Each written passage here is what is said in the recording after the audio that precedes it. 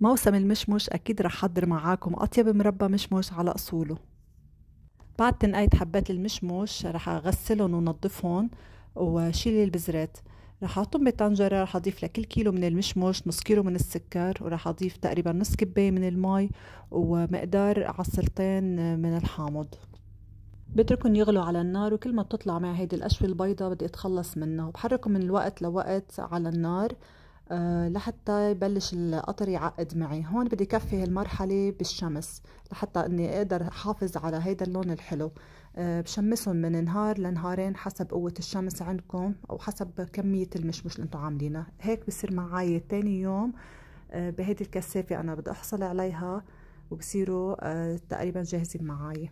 بدي فرجيكم ما شاء الله قوامه ولونه، طبعا ما تتخيلوا نكهته قد طيبة وبدون مواد حافظة. خلينا نجرب لقمة مع زبدة قد بتشهي. بيضاين عنا تقريبا سنة كاملة ما بصير له شي بدون براد، وطبعا بس بعد الفتح بنحطه بالبراد. بنعبيه بمرة تبين تكون ناشفة ومعقمة، وألف صحة وعافية.